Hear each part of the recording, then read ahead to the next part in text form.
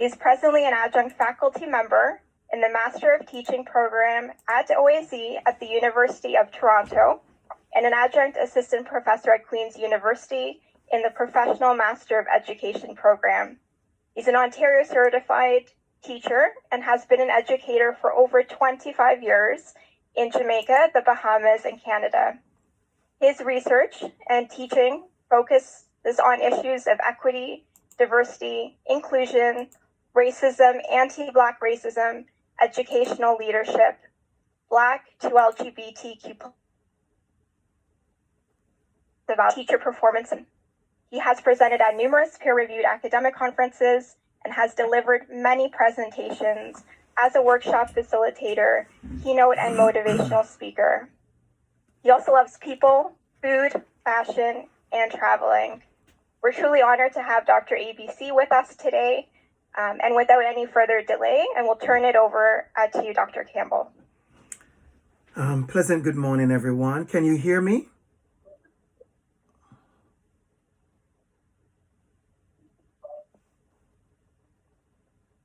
Just checking. Can you hear me?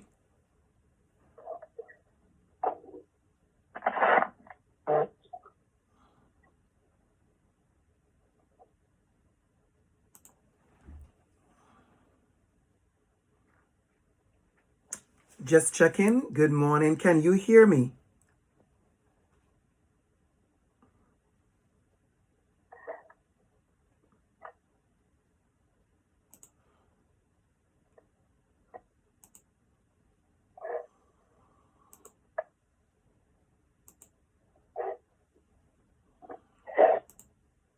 I think we're having some technical issues. Just checking. Can you hear me? Yes. Okay, I cannot see myself, neither can I see my own screen or anything. Yeah.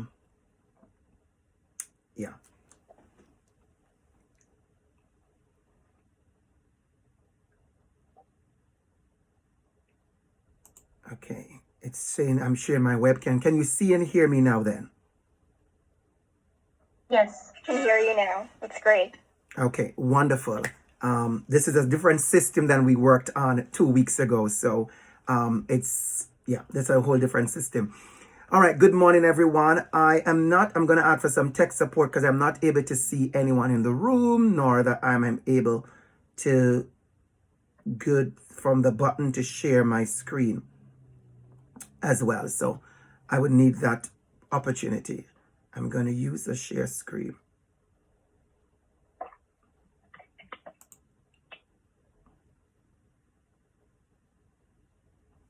Okay. All right. So welcome again, everyone. Are you able to see my screen now, Alicia? Alea, sorry. Are you able to see? We can see your screen. It's just not in this full slide. Right. Because I'm not able to see it myself. All right. Let's go. Let's get into it then. All right. So we're going to have to disable certain things that we had planned before because this is a different system than what we looked at. All right, welcome everyone, and thank you so much, and thank you for that wonderful welcome and introduction as well. I want to also say special good morning to your leader, Marie Marnie, who had such amazing conversation and sharing just now. And I use the word amazing because two things that you said that I really recognize and really solidified and really encouraged. I think a good open dialogue today is the fact that you talked about the lessons that you personally have learned during the time of change, during your time of working to change as a leader, and the lessons. And I'm very clear when you said the word lessons learned. And that's a big thing for me because a part of change, a part of growing, a part of doing this work is ensuring that you are absolutely learning and growing and changing through the change process. And so that's a very, very, very big one for me. The second thing you talked about was the idea that it's not always going to be comfortable. It's not always going to be what everybody wants. It's not always going to be what we expect. And that is how change is as well. We have to always remember that change comes with various feelings, emotions, ideas. What I'm going to do, I'm going to definitely need some interaction because that's how I do any conversation. I'm going to ask everyone to jump in the chat. There's a chat option, and I'm going to ask everyone as much as we can to jump in the chat. And I want you to write for me when you think of leading change, not just change, but when you think of leading change, what comes to mind? What word comes to mind when you think of leading change?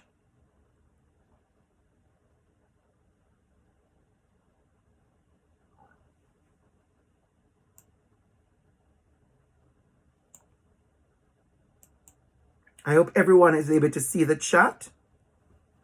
Oh, it says organizers only. Okay. All right. So I guess you're not able to see. Are we able to see the chat, Aliyah? Is everyone able to see the chat and contribute to the chat? Yes, we're all able to see the Okay, chat. Just wonderful. a reminder to make sure when you put it in to select all entire audience. Okay, wonderful. Thank you, Oksana, for starting us off. Thank you, Oksana, for that. Absolutely. Knowledge, leading change. What comes to mind as you think about leading change? And thank you, Oksana. Knowledge. Anybody else? There's 202 and there's 60 of us, I think, in the room. Anybody else?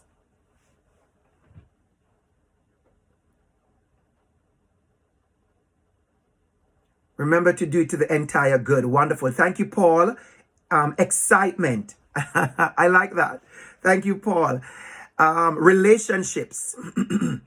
Thank you, John. I see that word brave. I see the word courage. I see the word vulnerability.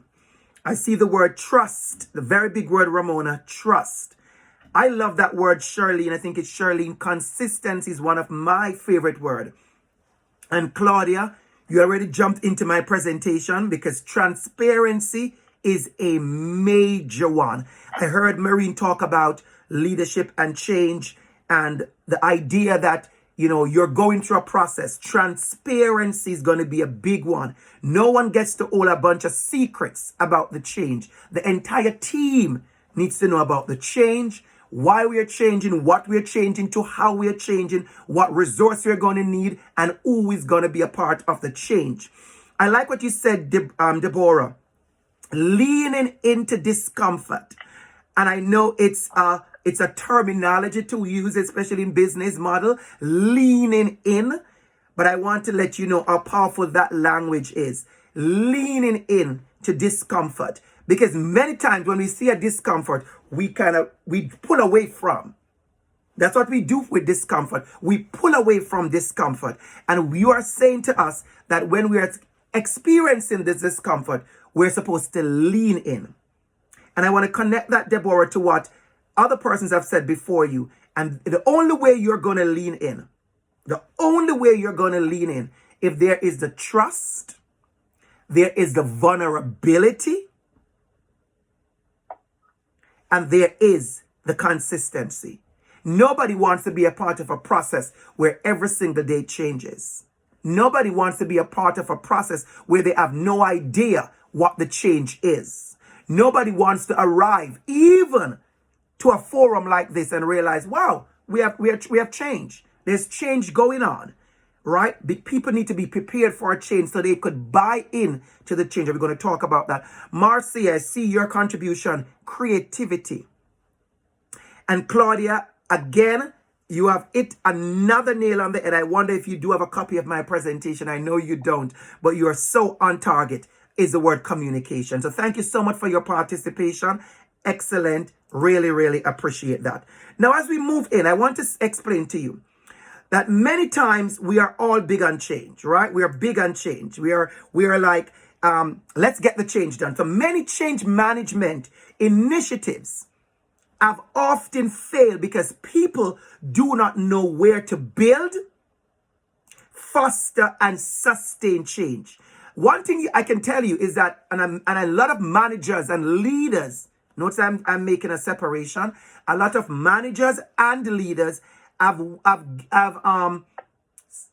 been guilty they've been guilty of one thing, and that one thing is that many people rush into change because change says, I am leading.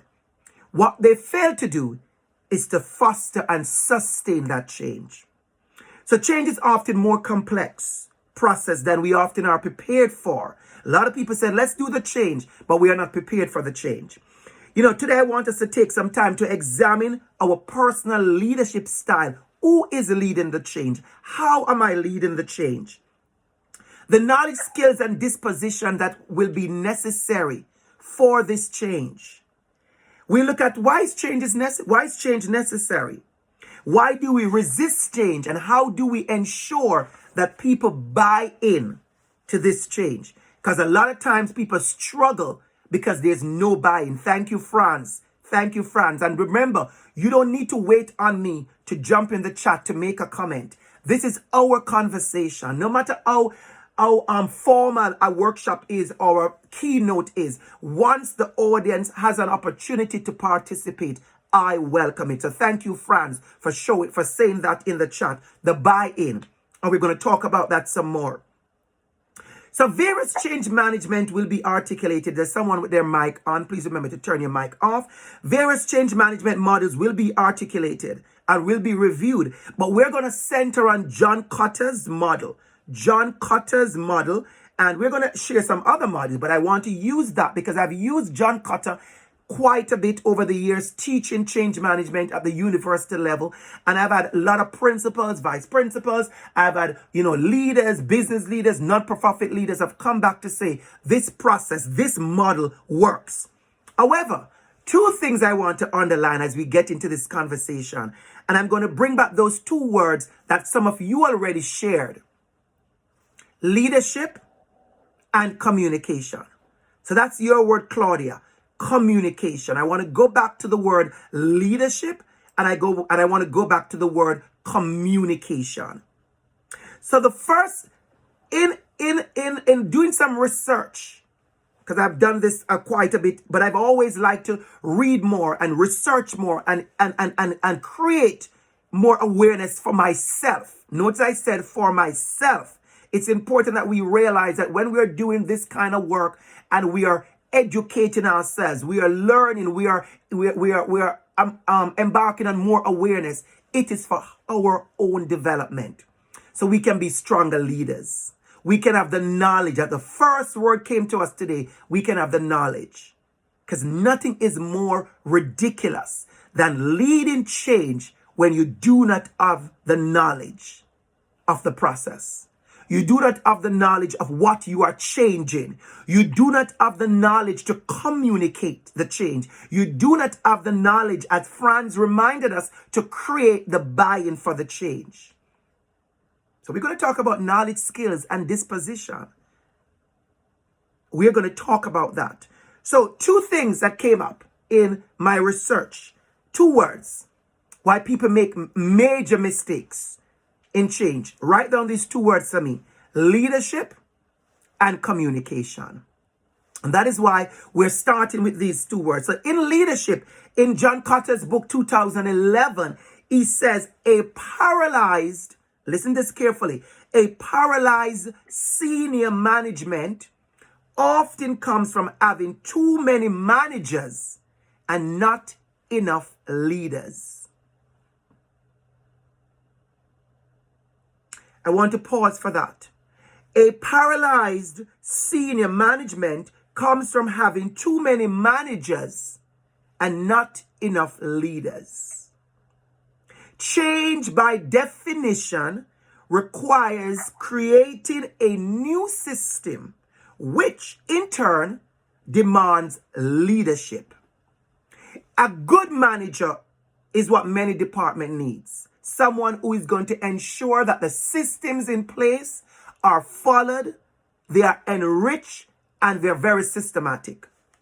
A leader is all about creativity. Somebody said it.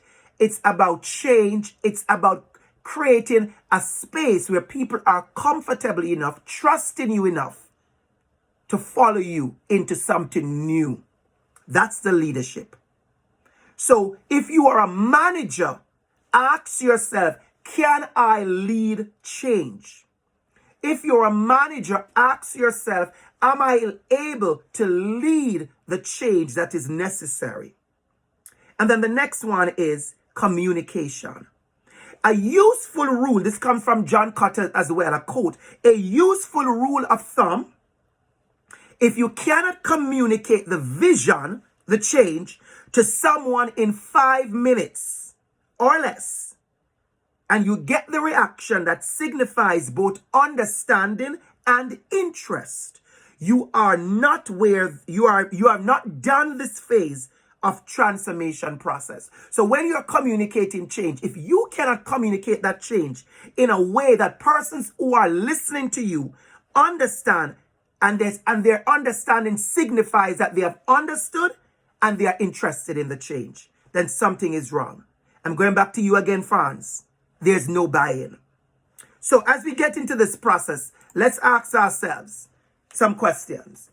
So have you seen from my new slide, I'm sure you can see that, we see where people have said, it's a cartoon that I love. Who wants to change? Everybody. There's 64 of us in the room.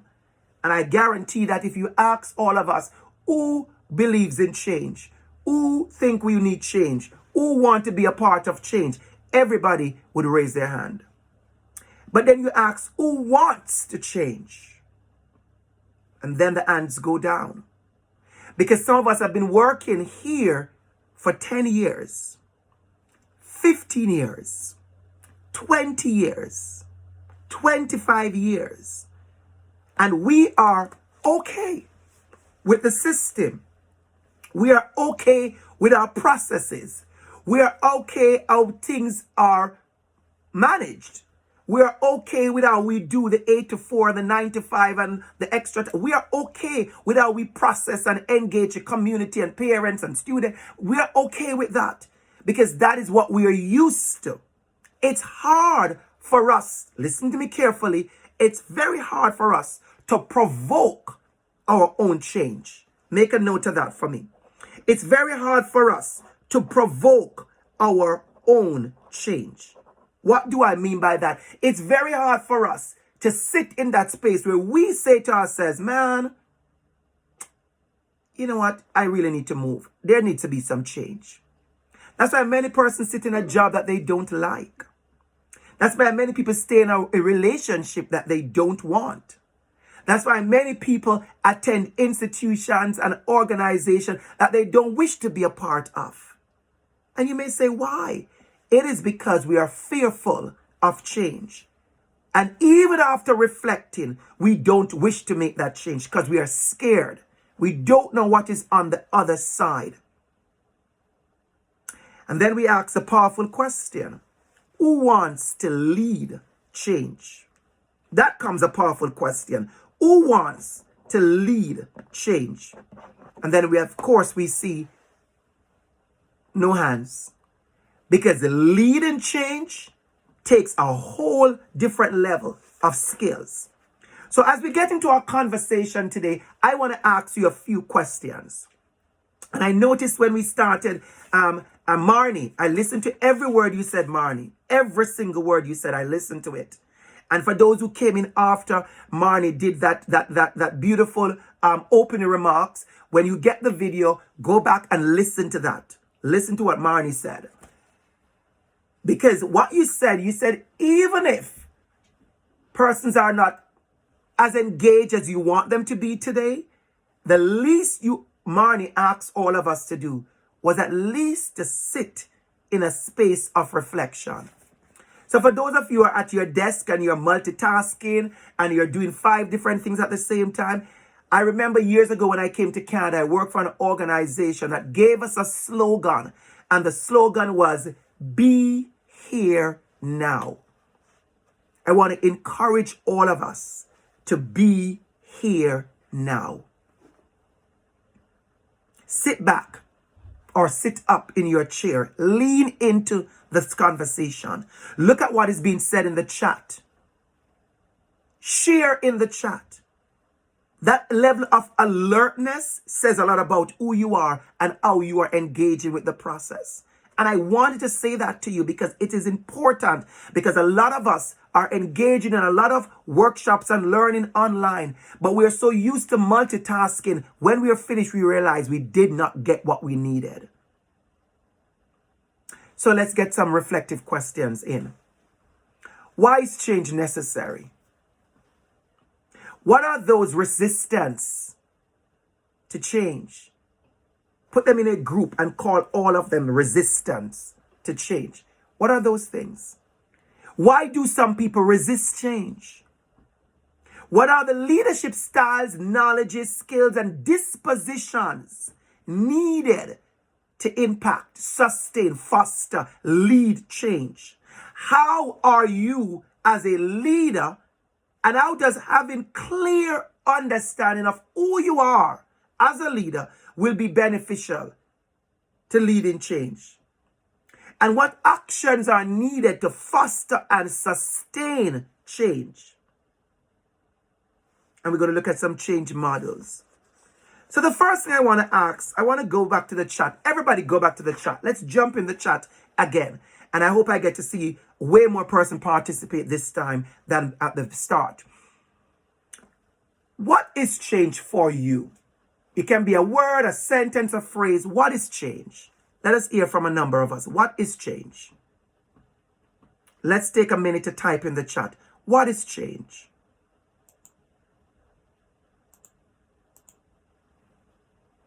Growth.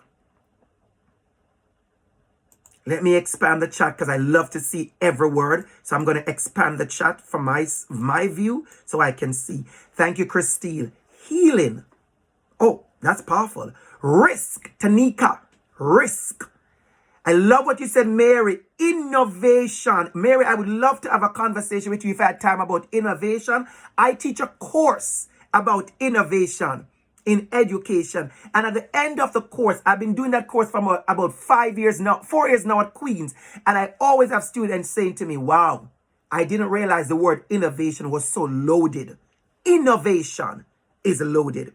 Judy says daring. Thank you, Judy.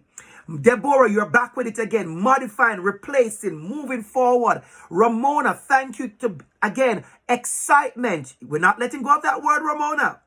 Nancy, thank you for joining the conversation. Stretching yourself. I hope you realize that I requested the chat to be open because there's no way I was going to do this workshop with my knowledge only. Why? Because I made it very clear that the people in the room, the 64 of us, we all know something. And so though I am the guest speaker, though I am your keynote, I know intentionally that a lot of good stuff is going to come from the team. And you have already seen that. We have already seen that, Aliyah. We have already seen that, Marnie. Thank you, Caroline. The courage. It is Elnaz. I think it's Elnaz. If I don't pronounce your name correctly, you can put it in a bracket for me in syllabication and teach me that. I'd love to learn that. Elnaz says, increase insight that results in doing things differently. All I'm going to take from you now, Elnaz, because it's so powerful, is the word insight. Nemo, brave. Judy, creativity. Claudia, transformation. Aliyah, wisdom. Marnie, thank you again for jumping in as a leader. Collective effort. If you are doing this change by yourself, you have already started to fail. And Kim, nothing is more powerful than having someone who can inspire us to do the change. If you don't have the skill of inspiring others, motivating others, leading others, rallying the team, I'm going to ask you to work on that as a leader. People want to follow you because they know you have the knowledge. People want to follow you because they have built their trust. But people also follow you because they're excited.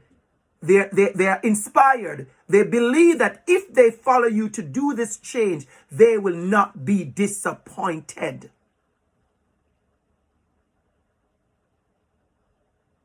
Thank you again, Mark, for joining in.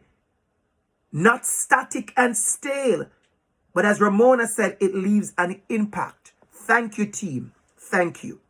Now I want to ask you another question. Because you are, and I hope you realize this is being recorded. So all these great contribution will be listed. And I'm sure Aliyah will have an opportunity to capture the chat as well, so she can look and share this kind of information back with you. It's not for me, it's for all of us. I want to go back to the previous slide, and I want us to take one question on the table. One question I want on the table. And that question I'm going to ask is, why do people resist change? Why? Let me hear from you. Why do you think people resist change? Let us share that in the chat. Fear, fear, fear, fear, worries, fear, discomfort, worry, fear, fear, discomfort, change, worry, too uncomfortable, fear, lack of trust.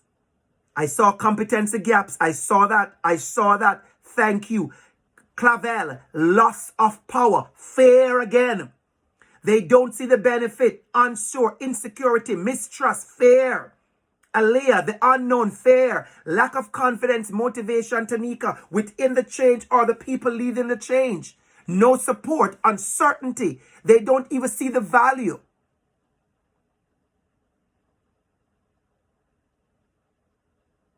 But I want to point something out. I just saw something you said, Ramona. Too rushed and they are not ready. That's a double-edged sword, Ramona, and I love it. Because too rushed from whose point of view? The leadership?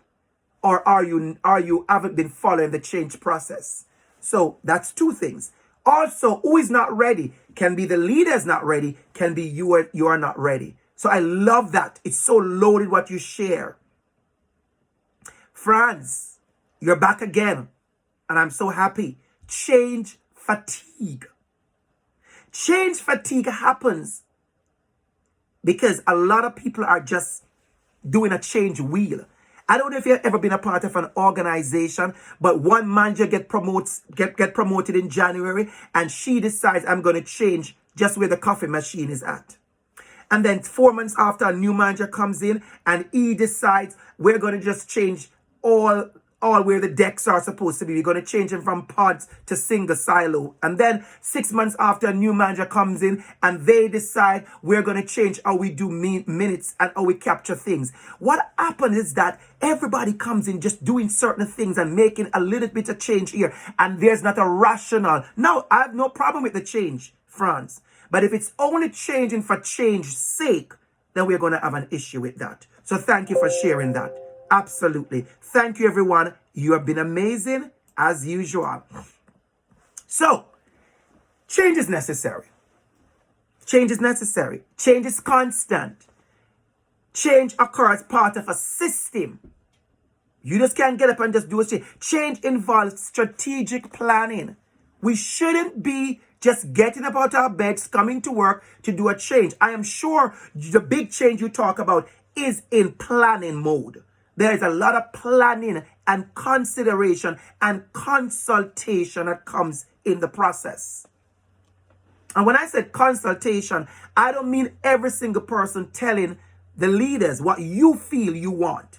I want coffee. I want cocoa. I want hot chocolate. I want hot chocolate with mint. I want tea. I want tea that is in a pack. I want tea that is self-sweetener. I want coffee that has flavor in it. I want coffee that is black. I want imported coffee. That is not the change I'm talking about. Because that kind of attitude will frustrate the change. We have to be very careful about why are we doing system change. It is for the improvement of our system. And I'm going to say something very powerful right now. Very powerful. A lot of us, we fear change because we are selfish.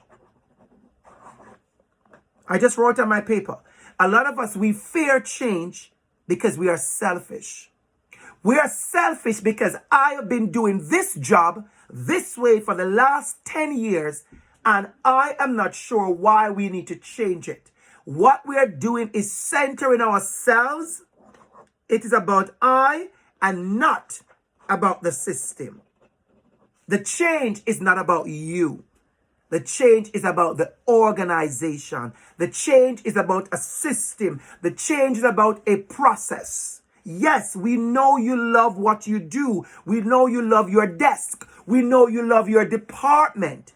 We know you love your job description. I know you love all the 10 things you do. But because of the change, we will be adjusting number 7, 9, and maybe 3. Number 3, 7, and 9. We're going to adjust those things that you do, because I find that Aaliyah or Andrew or Franz or Marnie will be able to do that better. I didn't say better than you. I said better, more effectively for the bigger picture. And I wish I could get us to understand that sometimes the change that happens at a structure level is just not about your level. At the individual level, it's a bigger picture. So I want us to get that. That's something I didn't have on my notes, but it came into my spirit to share that with you. And that's the kind of person I am. Let us be careful of being selfish in the change process. So here comes one of my favorite slides. Favorite slide. What is it that we need to be that change agent? What is it that we need to be the change agent? What is it that we need? If we're going to be change agent, what is it that we need? When I started this conversation, one of the first word, I'm not sure who said it, I maybe can go back to it. I think it's Oksana. See, I think I have a little bit of remembrance there. I think it's Oksana. And Oksana, it was you.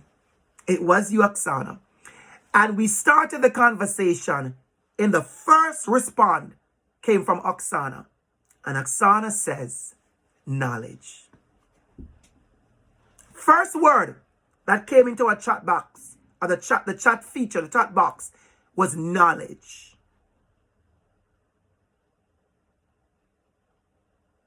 I hope that those of us who are leading change, we are informed. We must have the knowledge of what is present and what the future should or may look like. But you can't just walk in a department and start changing. I have seen that before, where somebody gets a new job and the first day of the job you start making changes. No, you can't. No, you shouldn't. You're supposed to be sitting down, talking to all the persons you are going to lead, find out what is happening so you get a knowledge. So you get the lay of the land. Knowledge. But here's also something I want to share with you. Let's jump into skills. What are you good at? So I'm going to do a little testing here right now. I'm going to see those of us who are brave and bold and honest. And you're not forced to do it, so don't need to do it if don't wish to do it. I want you to jump in the chat, all of us. And I want you to do me a favor. And I want you to type in the box one thing you're good at. Let's get going. One thing you're good at as a leader.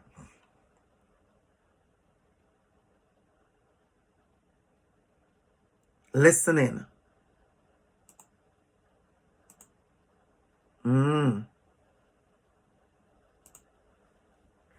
Trust. Getting data to talk. Ooh, somebody know what their stuff. Encouraging. Supporting. John, you're a good team player. You're good at being calm, Kim. We need that. You're good at asking for help, Fiona. Ann Mullins, you're good at making space for different audience. You're good at reading the room, Nemo. Patsy, you're good at identifying stakeholders. Clavel, you have a good intuition. Some people are giving me all kind of chills. Claudia, you're good at building relationships. Ramona, you're good at empowering others. Judy, you're good at engaging people. I'm waiting for others. Deborah, you're good at making mistakes and owning them. You're good at this perfection and your imperfection. Bram, you're good at strengthening relationships. Charlene, I love you. You're good at follow through. Wow. Charlene, I love you. So many of us are horrible at follow through. Horrible. You ever go to those meetings and you see the action items and 2, 3, 4 weeks after, nobody can action the action items? I hate that. Ramona, you're very good at being kind. I like you, Ramona. I don't know you. I like you. I like the things you keep saying. You're very good at being kind to yourself. Patsy, you're good at seeing strengths. I want to thank everyone for sharing. And I want to pause for a minute. Because when we come to these sessions and workshops, we get very carried away with the paper. We get very carried away with this. We get very carried away with a document. We get very carried away with a book that is shared with us. We get very carried away with a new thing. And what we don't get to do is to think, reflect, and reflexive. To be reflective and reflexive about what we are engaging, how we are engaging. I always ask my students when I finish a lecture, what are the implications for your practice? Yesterday, I did a talk for the Ontario College, all the 24, I think it's 24 Ontario colleges. I did a talk for the HR department on equity, championing equity. And I got about 6 inbox messages in my LinkedIn afterwards. And when I looked at the profile, it was from about 4 HR managers and about 2 other HR consultants. And all 6 persons independently said the same thing. Thank you for whatever. And they all said, each person said in their own way, what they will take back to their work. That made my day. It wasn't a flattery. It wasn't just a thank you, which I do appreciate and I do love because it tells me that I've done a good job. But it also was attached to an action. Dear Dr. ABC, thank you for your presentation. You were amazing, whatever. And I am going to make sure I do this, or I like this, or this inspired me. This is what I plan to do. This is what I'm going to be mindful of. This is what I'm going to be working at. That level of self-awareness, Nima, allows us to be better. Now, I'm not going to ask you to type. Don't type this time. But I'm going to ask you the next question. What are you not good at? Don't type. And I know some of you are proud enough and you're honest enough and you're open enough to type, but you don't need to. I want you to sit for about 10 seconds in reflection and ask yourself, what am I not so good at? Let's take 10 seconds for that.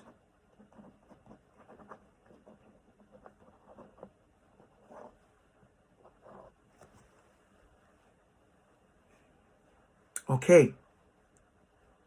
I'm preparing you to lead change. I am preparing you to lead change. If we are pretentious, okay, now, I don't know why I'm going there. Somebody look at that, provoke me. In a good way, that is. I feel you pulling on me, so I'm going to go with it.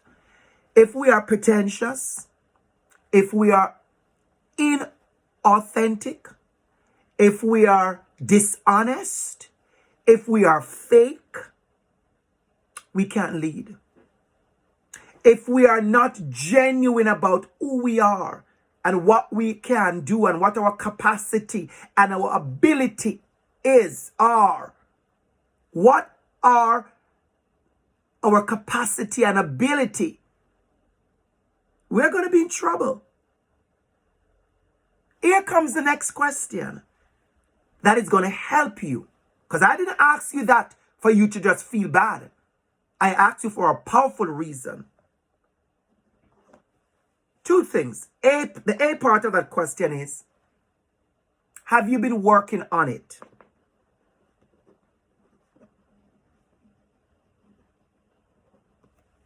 Now I'm going to ask you to type yes or no. Now I want you to type. That thing you just said you're not good at, have you been working on it? Yes or no? Be honest. Type for me. Thank you. Good. Now I'm going to ask you a leadership question. A leadership question. Get ready for this. Are there persons, get ready for this one. Are there persons on your team that has this quality?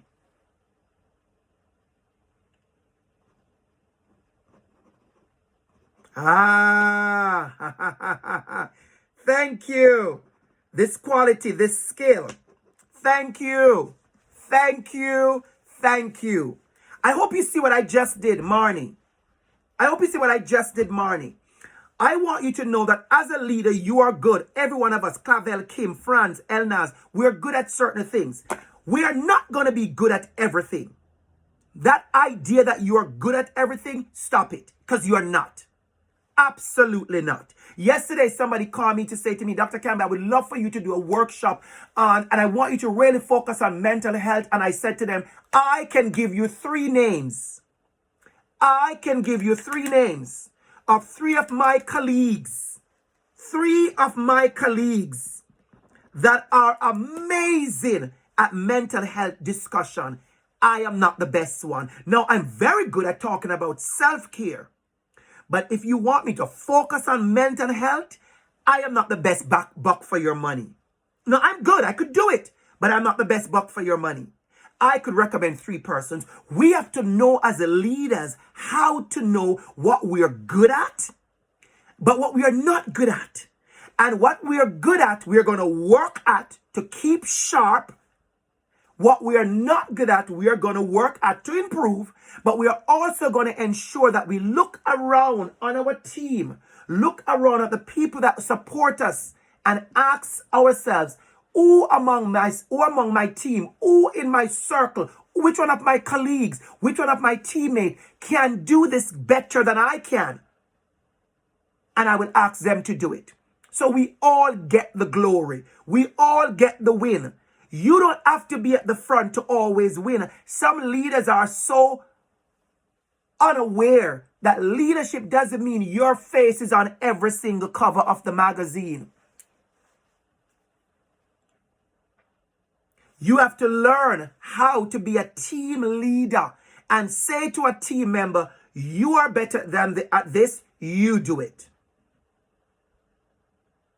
I know leaders who have great meetings and they don't chair their meetings. They ask other people who are good at chairing meetings to chair the meeting. They are still the leader.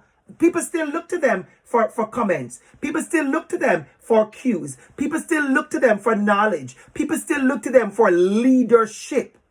But you don't need to sit in the leadership seat. In my house, at my dining table, I sit at the head of my dining table because it's my dining table. It's my house. It's a rule that I have.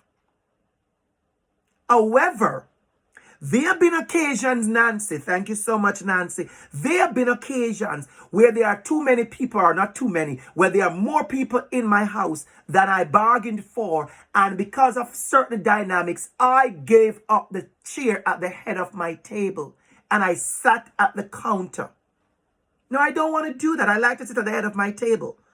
But in these situations, it was wise of me to sit at the counter and give somebody else to sit in the head chair of my dining table. Make no mistake about it, Nancy. It's my house.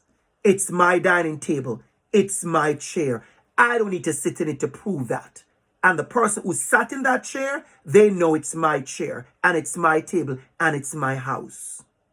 But at the end of the dinner, we had an amazing time because I was smart enough to realize I cannot sit at the table for this particular dinner and do all that I need to do to be the best host. And I wanted to be the best host. And I won being the best host. So you have to give up some of those things so we all get the glory. So we all get the win. All right? So let's get into this as we wrap up. This is what I'm talking about. I hope this is what you came for. If you didn't come for this and you didn't feel like you get what you need, I'm sorry. Because I know this is powerful stuff. Not because I'm so sure of myself, but because I understand the value of having leadership being prepared and ready for change. Now, here comes my next question. I love this morning group. Tell the afternoon group they better be as good. Because I'm going to be so mad if they're not as good as you all. Now, let me ask a question. Be honest, everybody. What did you see first? What did you see first on this slide? Type it in quickly. Don't think about it. Type it quickly. Quickly. Let's go. Let's move it. On this new slide on my screen, what did you see first? Thank you. Broken bricks, armor, colorful objects, calculator. Ooh, the data. New tick. Ooh, Christopher, you gave me chills. Ooh, these people giving me chills. Thank you, Clavel. Thank you. Seem to the data. The hole. Ooh, somebody saw the hole, the mallet, the hole, the mallet, the missing bricks. Can we have everybody, please? Ooh, Karen. Good morning, Karen. Good morning, Karen. Good morning, Karen. Karen says circles of possibilities. Karen, I love you. Circles of possibilities. We need to write that down, Karen. Well, I need to write it. I have my pen, Karen. Don't worry. I have my pen. Circles of possibilities. So, Oksana, you always coming in the right time. Thank you, Oksana. Challenge. What did you see? Did you see the hammer first? The missing bricks? Or the new stuff? Or, as Karen puts it, the circles of possibility. Or, as many of you put it, the data, the good stuff. Somebody said that, the data, the good stuff. And Deborah, don't think I missed it, Deborah, when you said a door opening. Many persons don't see a door. I saw a door too, Deborah. I saw a door as well. When you are seeing change, please remember, there are going to be barriers. That's the wall. It's there. The barriers are part of the foundation. It is there. It's real. It's honest. Let's not pretend it's not there. It is there. Nothing pisses me off, and I'm using that word. Nothing pisses me off. Like when we come to talk about change and leadership and diversity and inclusion and dismantling and disrupting, and nobody wants to talk about the barriers. Everybody wants to talk about the day and the new day. You're so excited and so inspirational, you forget to be honest. There is a challenge, Oksana. There is a wall. There are resistance. There are people resisting. There are processes and systems that's pushing against. I want you to see the armor. The armor is important. The armor is not there to destroy. It's there to create an opening, a circle of possibility. So some of you are going to see the armor in CAS. Some of you are going to see the armor in CAS. But I trust that the leadership already communicated with you that the intention is not to break down the building, but to create newness and door opening. So as we wrap up this conversation, I want to leave you with change modules as we get into change. I want to leave you with a few change modules. I want to leave you with thinking about intentional change. I want to leave you with thinking about policies and processes and HR development and recruitment and onboarding and leadership style and customer service and the children in your care and the stakeholders I want to leave you thinking about the culture and the climate of your organization. I want you to leave you thinking about one of the things we've been thinking about, which is disrupting racism and anti-black racism. Whose voice is not being heard? Who is at the table? Who is missing from the table? I want you to think about leading change. The first model we're going to look at 3 models. The first model is Kurt Lewin's model. So we're going to look at 3 models: Kurt Lewin's, Jeffrey Hyatt, and John Cotter. The first one is Kurt Lewin, and he talks about 3 process. We're going to unfreeze, we're going to change, and then we're going to refreeze. Way more easy than it looks. Create the right environment. That's what you need to do. And people do this. It works. Actually, people do this. They support the change, and then they reinforce and anchor the change and stop. So there's not a constant changing. There is no change fatigue.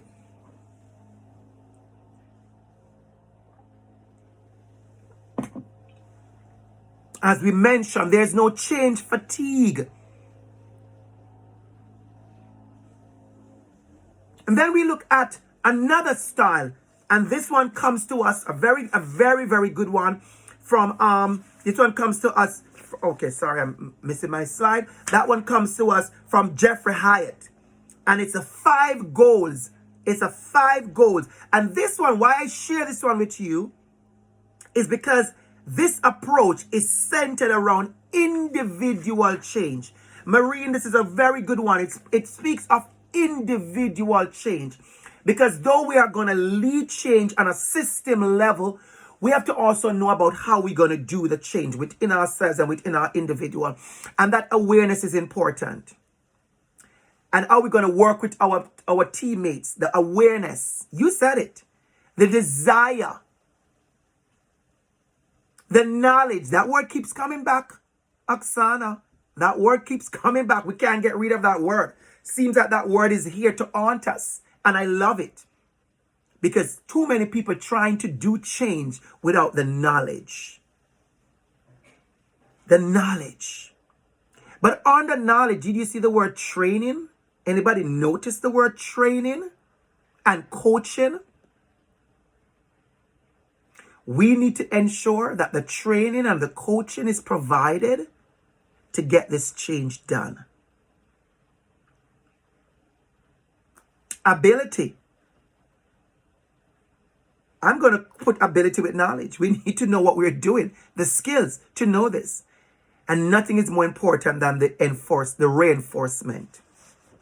But I'm going to close with the one that I want to leave with you. Take a picture of this one, everybody. And this is the John Cotter's 8-step change model. The practical approach, the approach that I love. I actually love this model. I'm a very systematic person, A-type personality. I like order. I like process. I am very, very systematic like that. I am a leader at heart, but I'm also a good manager. When I go for an interview, I always say to people, I am a good leader. Like, I am innovative, creative. I'm inspirational. I can get the team going. I'm very big on that. But I'm also a manager. What am I saying? I'm saying you can trust me with a process.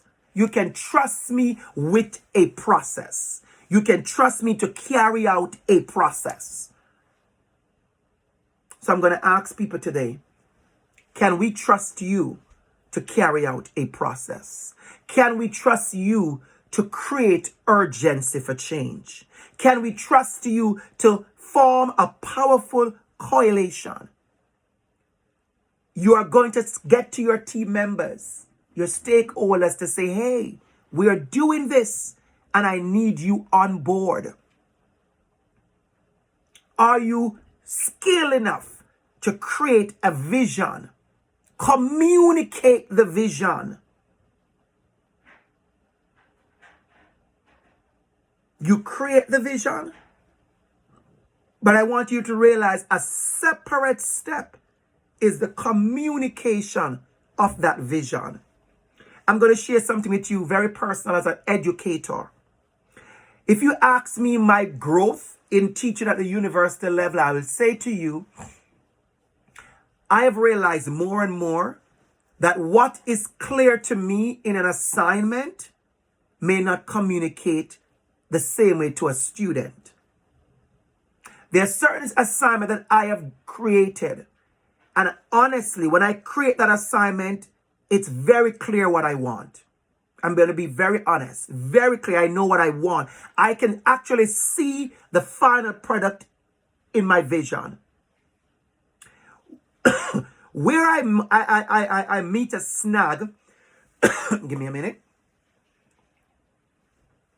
Where I meet a snag, as I've been doing this work at Seneca and Durham and Queens and University of Toronto and University of the West Indies, I've taught many places.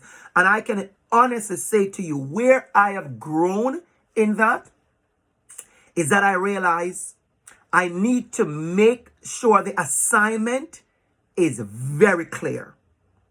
I need to communicate the assignment in very clear terms. So now if you look at my assignment, I try to add word limit. If we're using APA, if it's going to be, if there's an opportunity for you to consult with me or not, if it needs to be submitted in Word copy or PDF, or you can use something else, if you can use a video, if you have to upload it here, send it to me by email. There are so many things that I have been asked by students over the years that allow me to understand. Yes, Andrew, you have a good vision for this assignment, but there's a little missing piece here and there with communicating the assignment. And I've grown. I can honestly say I have grown. And I'm still growing. Because I've learned how to communicate the assignment with way more clarity than I did 7-8 years ago. And then you're going to empower the action. Number 6 is my favorite, Oksana. A big thing, Oksana, is number 6. Create quick wins. We must create quick wins. People need to feel like the change they're a part of is actually benefiting. Celebrate little wins. Don't wait until the entire change process that takes 2 years to happen is done. Every month, you celebrate the wins. Send a message out, send an email out, notify everybody in the staff meeting, put something out there to say, hey, everybody, we have done step 1. Look at it. Applause, applause, applause. There are free donuts and coffee in the staff room for that.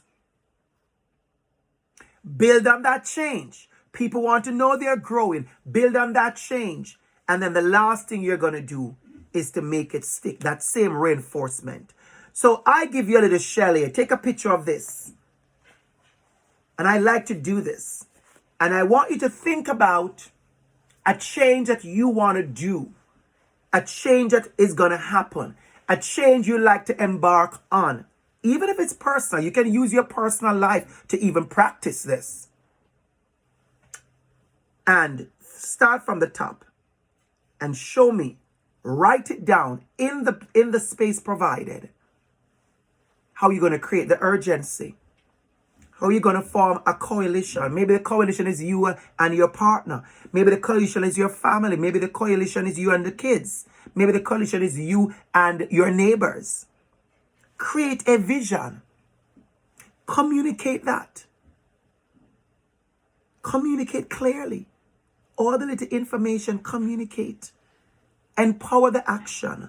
Create the quick wins. And build on the change. And of course, you're going to reinforce and make it stick.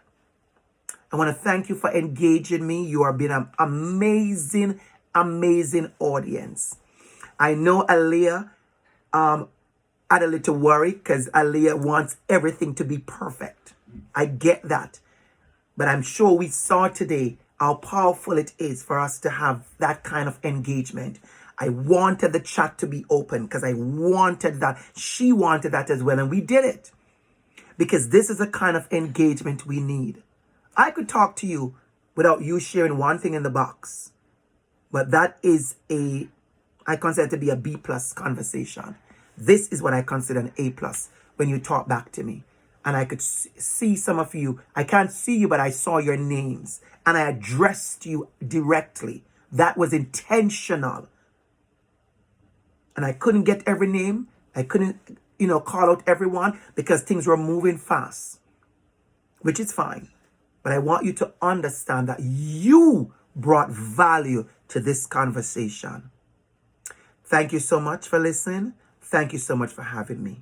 Thank you, thank you, thank you.